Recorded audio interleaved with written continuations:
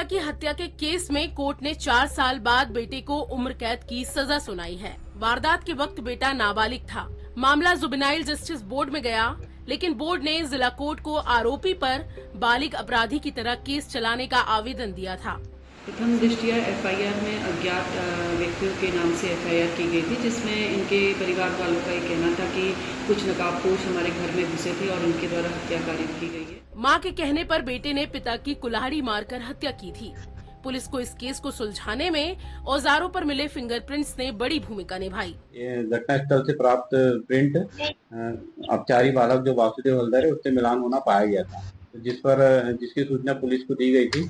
फिर उनके द्वारा हिकमत अमली से सख्ती से घर वालों से पूछताछ की गई, जिसमें उनके द्वारा अपना जुर्म करना स्वीकार किया गया था।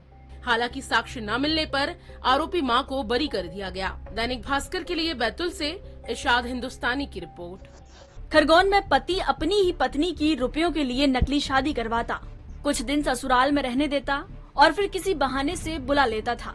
ये एक इस प्रकार के जहाँ पर की शादी नहीं होती उस प्रकार की पार्टी को टारगेट करते थे। टारगेट करने के बाद में उनसे चर्चा करके, और चूंकि इसमें महत्वपूर्ण भूमिका जो है इनके जो गिरोह को जो चलाता है रोहित सोलंकी और एडू यादव, इन दोनों की रहती थी। ये संपर्क करके और वहाँ पे शादी करवाते थे। अब तक वो अपनी पत्नी की 3 नकली शादी करवा चुका है। इस बात का खुलासा तब हुआ जब ममता बाई ने बेटी की थाने में गुमशुदगी दर्ज करवाई थी। इस संबंध में फिर गुमनिशान दर्ज करके उसकी जांच की गई। जांच के दौरान पति के बयान लिए तो पति ने इस चीज की पुष्टि की कि एक गिरोह है जिनका कि ये साथी थे, महिला और दोनों, और इन गिरोह ने आपस में साठगांठ करके षड्यंत्र रचकर उस महिला की शादी राजस्थान के जो टोकर है वहां पर करवाई थी।